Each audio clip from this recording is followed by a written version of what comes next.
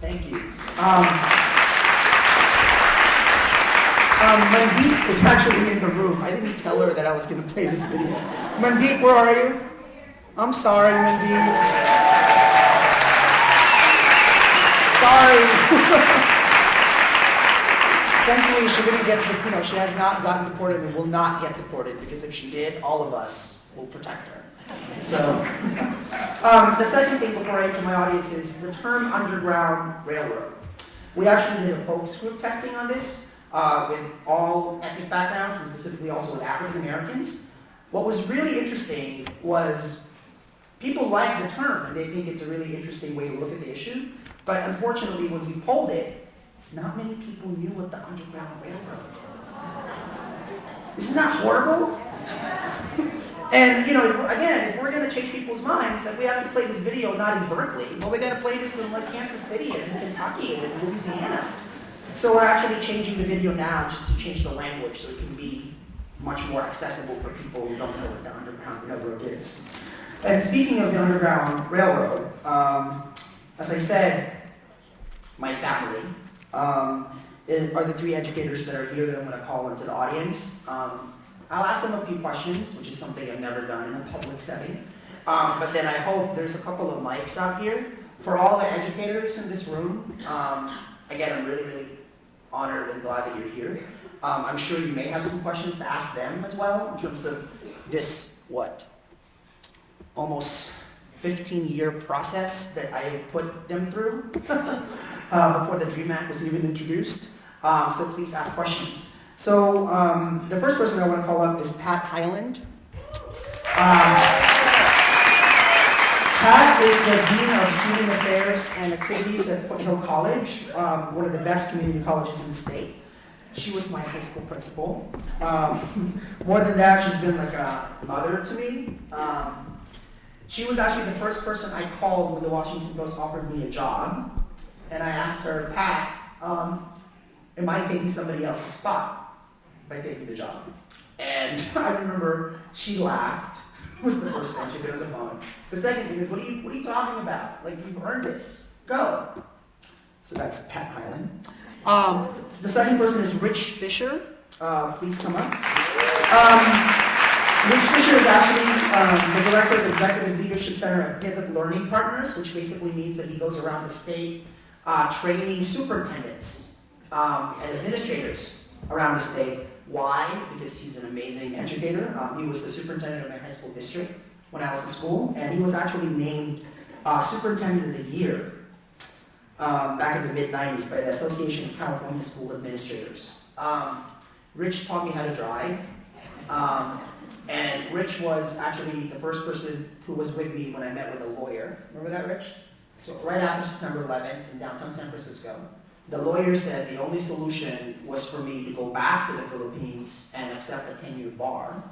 And I remember we were walking down Montgomery Street, and I asked you, so is that what I'm going to do? And you're like, you're not going anywhere. If he had said, yeah, go back, I think I probably would have come back. But he said, no, this is your home, you're staying. So that's Rich Fisher. The last person is Susan Sweely. Susan, please come up. Susan is like many of the parents in public schools and communities that really make our communities great. For more than a decade now, she's been elected to the school board of the Mountain View Los Altos Union High School District, where I was from, where I'm from. She served actually as the president of that board twice. And she's also the executive board member of the Santa Clara County Schools Board Association.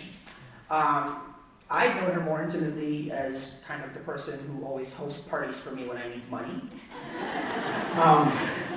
She's been, because after doing this, it's like, how do I pay rent? All that stuff. For years, she's also been a mentor at the MBLA Community Scholars, which provides 4-year scholarship and mentoring for high potential underserved youth. It's because of that scholarship program that I was able to go to college. So this is my family. And I'm really, really happy to be here.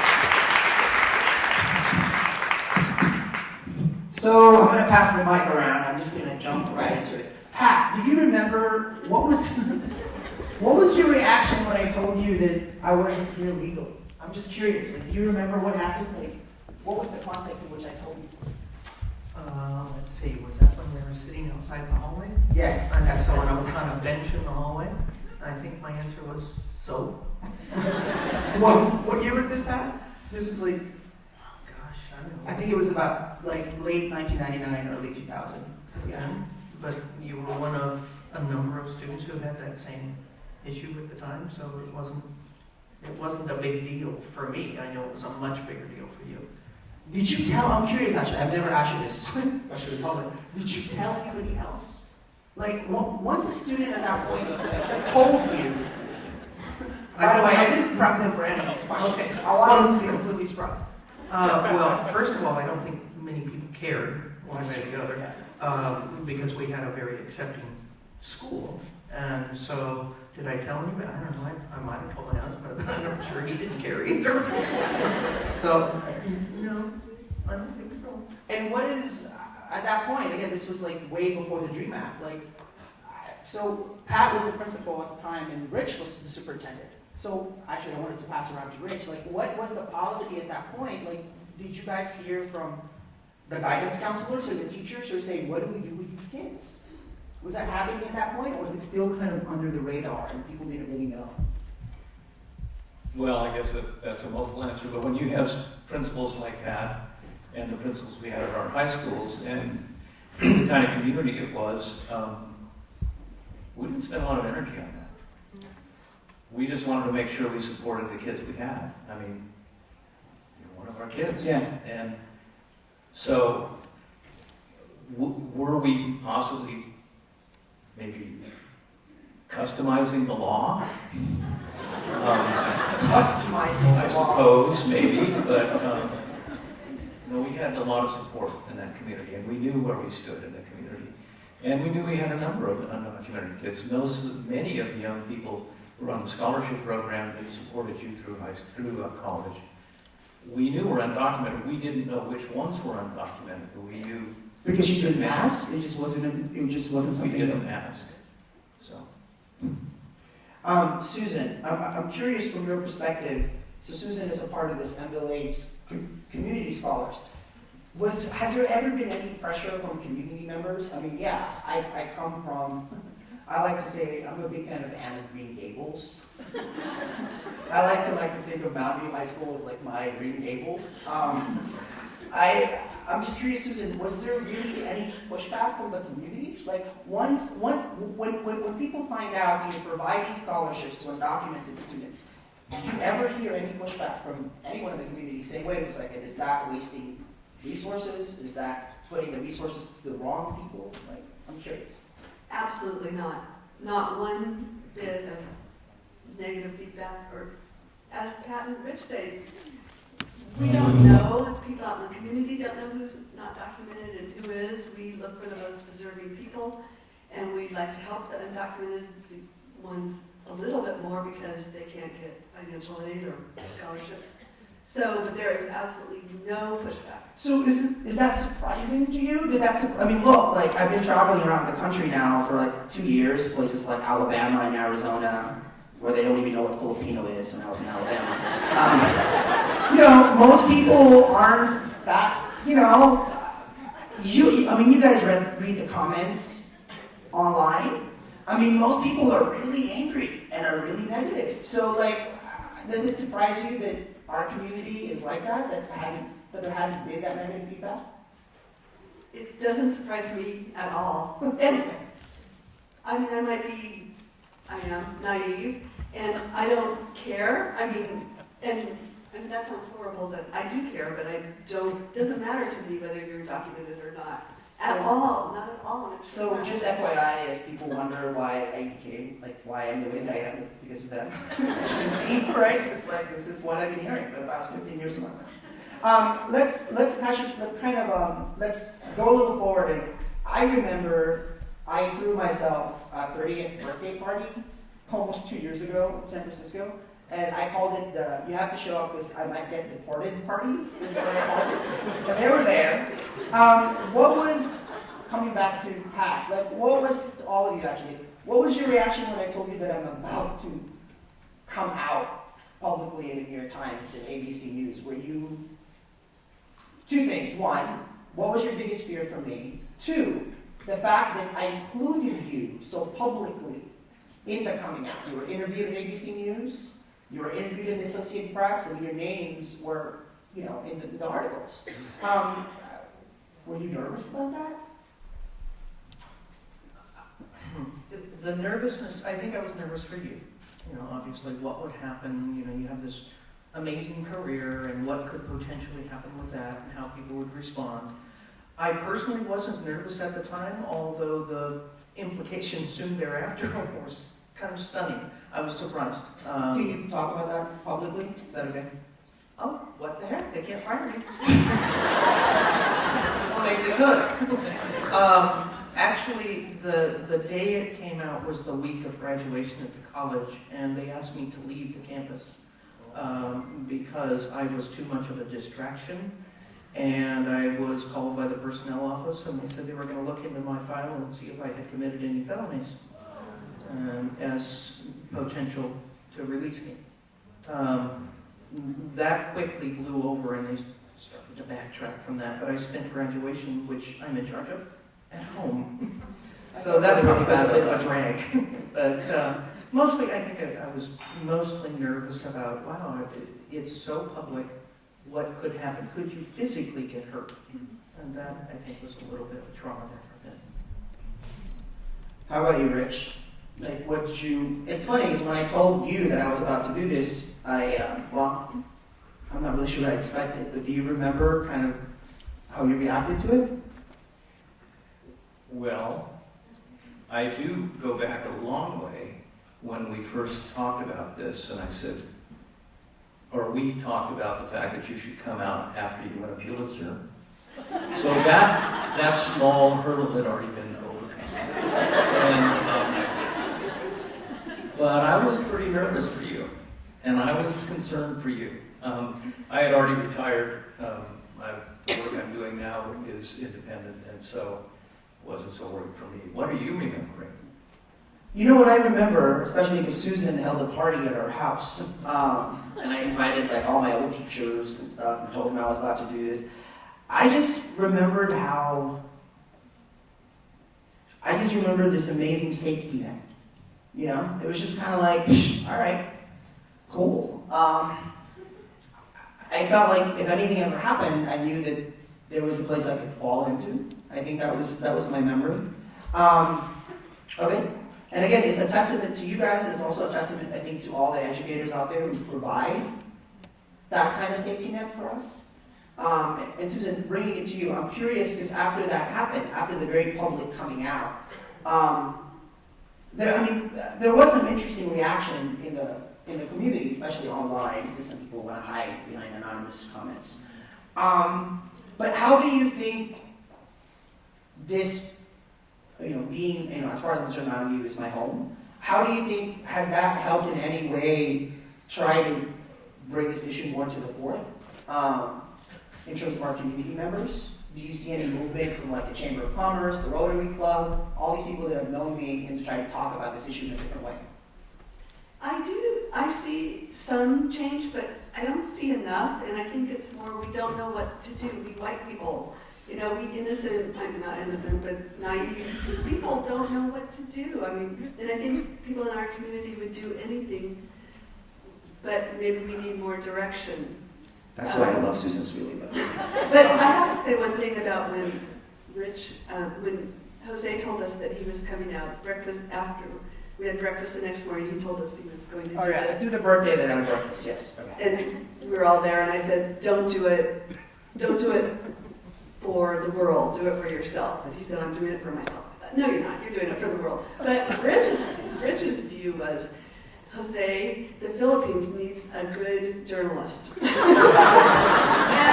and we all had our passports ready to go visit Jose in the Philippines.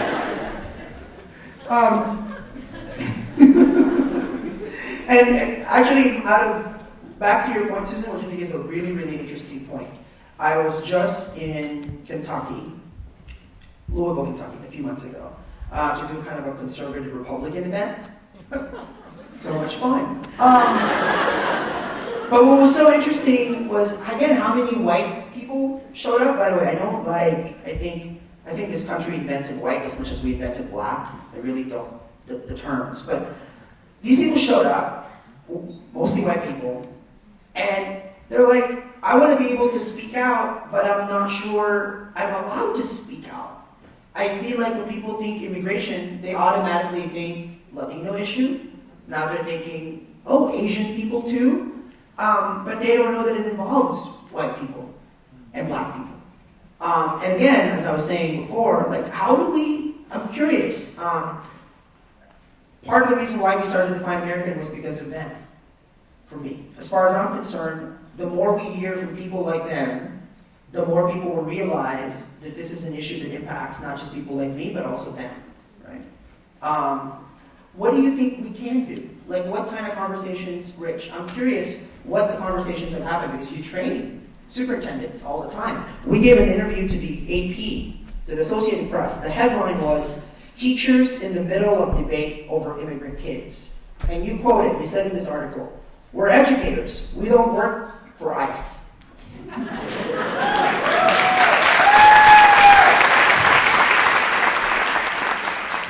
So, what kind of conversations do you think are happening right now in our state in terms of how educators are talking about this at that high level? Well, one of the things that's been quite a contrast is that upon retirement, I moved from Silicon Valley to Placer County. And we own a coffee house there. It's really awesome. And actually, Jose had been there, and a number of people who knew Sherry and me, my wife and I, had brought up at the coffee house numerous times about Jose. Well, that is probably the most conservative Northern California county there is. And it was interesting to test my commitment in the face of people who didn't agree with what was going on and thought that I'd broken the law. And then to go out as I do. I have about 300 superintendents in the state of California who participate in my seminar series, and to be talking constantly about equity issues and about this being a huge equity issue in our country continues just to test what we believe in. But if we believe that they're all our kids, then we'll keep doing work. That's all there is to it. It's pretty simple for me. And especially on a weekend like this, the Martin Luther King weekend, it's easy to feel bold. But when you go to bed at Placer County, and there's not a lot of gun control there, we wonder at times. We do live out in the country. Pat, as somebody who's at a community college, I'm curious. When you were my principal from 1996 to 2000, like here we are right now, in terms of, I would imagine, just how much this issue has grown in terms of how many other students are out there, the growing number of students. What do you advise teachers, if teachers come up to you, when teachers come up to you and say, hey, I'm an undocumented student, like what's the process like? Like what kind of guide do you give them, if any? Could you have asked these questions before? I know, I want to be What fresh. kind of guidance? Really, the conversation about how you interact with the student is the same. I mean, it doesn't change the need that the student has for learning. Yeah. So that said, the thing that we now have to do is figure out how we help students connect with resources. Like Yes. like E4FC Yeah. is a wonderful resource. They came to the college and did a presentation, and a lot of folks went and they go, oh my gosh, we can do these things. Our sister college, De Anza, has a number of people employed specifically to help undocumented students and help them navigate. So I think the question is what resources are available, how do we connect students with resources, and how do we tell them it's going to be okay. Now, that said, I can assure them it's going to be okay in this little space, but I can't assure them it's going to be okay outside of the world that we sort of control. So, all I can do is say, stay with us as long as you can, or stay with, the network that you're connected with as long as you can, and hopefully we'll come to some resolution. Do you see, by the way, this is my last question, so please, there's 2 mics up there. Please come up. And how much time do we have left? I'm supposed to have a timer. About 10 minutes. That's good. One of the things that I've been finding most, I don't know if troubling is the right word. E4FC, what Kathy has helped start and what they've been nurturing, thankfully there's, resources are growing, which is good, but they need more resources as well. I feel like, for me, the most emotional time is whenever I do an event somewhere, because I've been trying to do as many different events in like the South and the Midwest, is when teachers usually come up to me with a student and say, I tried everything. I tried to adopt him. I tried to adopt him. I talked to my husband about just, giving scholarship. I don't know what else to do. And of course, I get emotional because I think of you guys when that happens. And I'm like, hey, I can introduce you to my family, But there isn't really, if you were to name right now, within the infrastructure of schools, and Pat has mentioned resources, what else is needed? What kind of E4FC is just one group that's trying to do the best that it can. How do we get this to be a much more public issue, right? So that not just teachers, but actually people in really high places, right? The school boards, right? The school boards, the superintendents, to have an actual public kind of reckoning about this issue, and then figure out how to get the support of the school boards. Not every school board, I would imagine, Gloucester County, wherever else. I'm not sure if, I would hope everybody's on board, but we can't assume that. What else is needed from your perspective? Well, very quickly, I will say that school boards, I don't think are our biggest target at this point. I mean, I believe a lot of school officials get it. They really are about the kids. And so it's the boardrooms, the corporate boardrooms in those places where, I can't go to the east and do it, to the south and have the conversation looking like I do, but Susan can. So Susan and Rich can go have those conversations. You need those guys to go into the Midwest someplace and have the conversation. They kind of look normal. Pat, you look perfectly normal. In California, I do.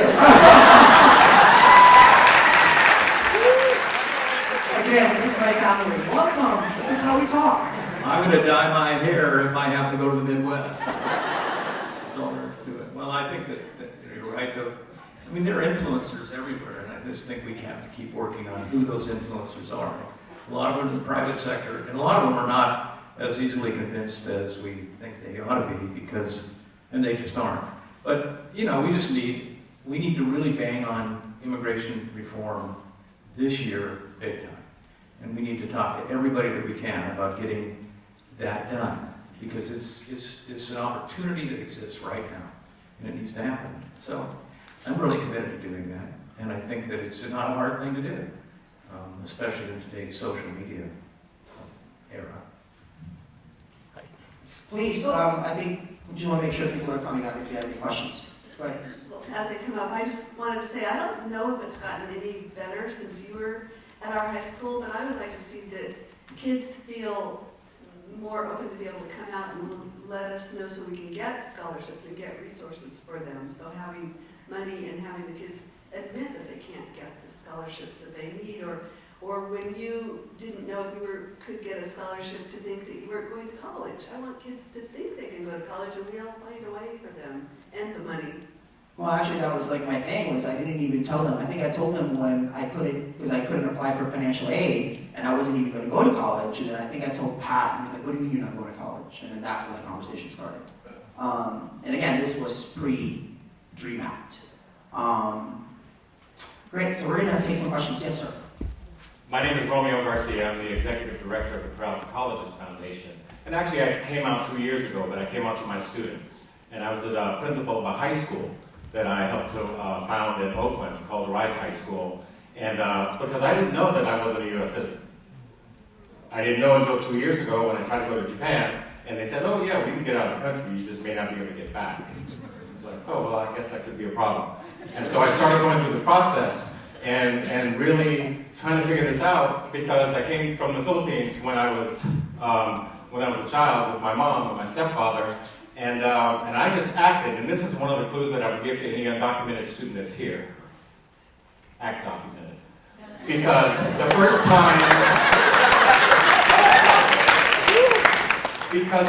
time I was ever asked the question, are you a U.S. citizen, is when I was applying to college.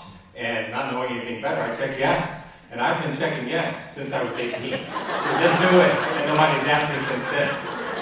So what I do right now is I carry this around. Anybody, what is this? Oh, somebody said real quick, they shot across the room.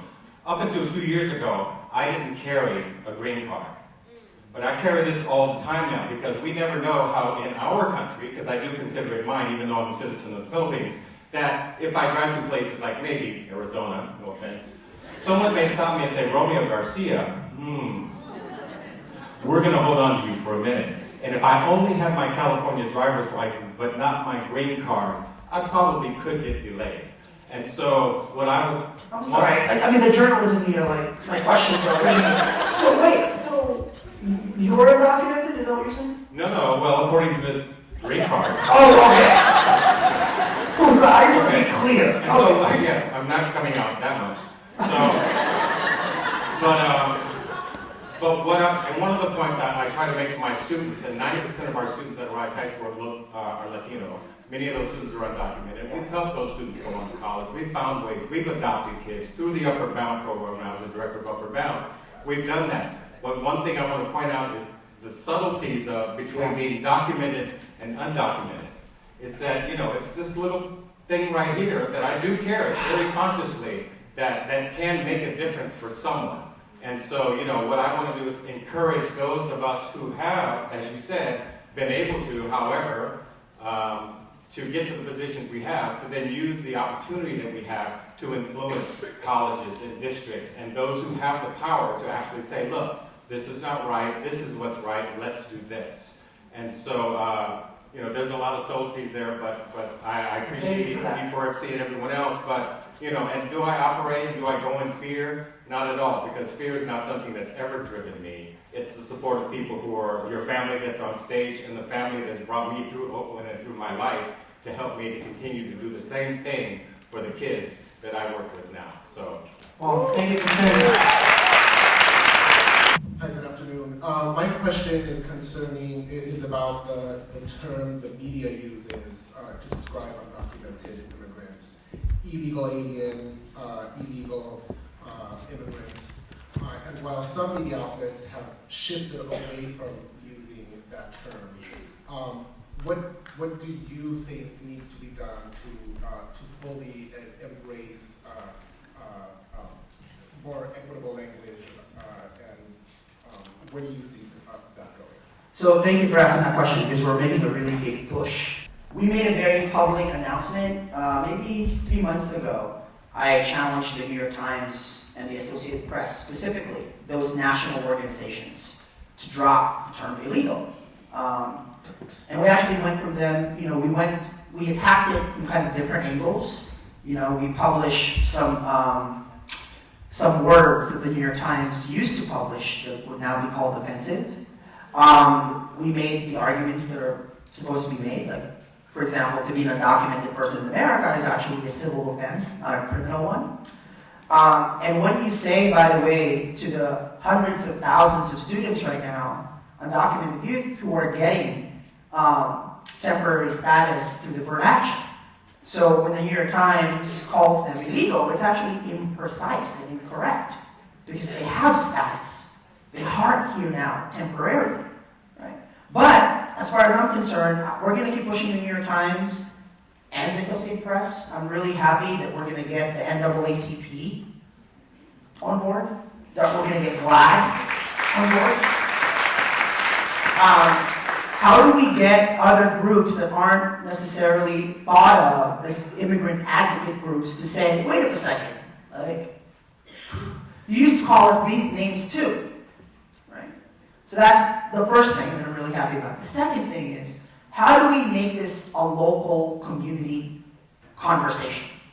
How do we push the community papers, the weekly papers, the local papers, like the San Jose Mercury News, like the San Francisco Chronicle that I used to work, that still use the term illegal, right? Like, what is the responsibility of our communities to do that?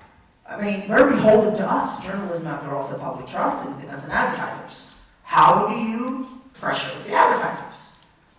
There's so much. In about 3 weeks, we're putting out a toolkit on Divine American to do that within your own, pressure your own community papers and local news organizations. Because it's really going to be, I mean, I can only do so much kind of from a national perspective. Although, as I said, when I'm traveling a lot, like I hosted an entire lecture series at Birmingham, Alabama, actually with the Birmingham News. You know, I don't know if you know this year is the 50th year of segregation now, segregation forever. Bull Connor, the 16th Street Baptist Church. This is a perfect opportunity and historic opportunity for us to declare that immigrant rights are civil rights. That your equality is tied to my equality. Those kind of framing. So we're going to do that, but it's really going to be up to you doing kind of the local community work that needs to happen. So.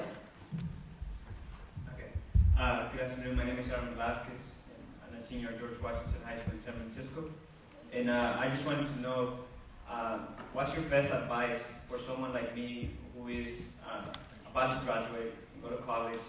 And what's the best advice you would give me to bring this issue in the Board of Education? Because I actually have a seat in the Board of Education for the district in San Francisco.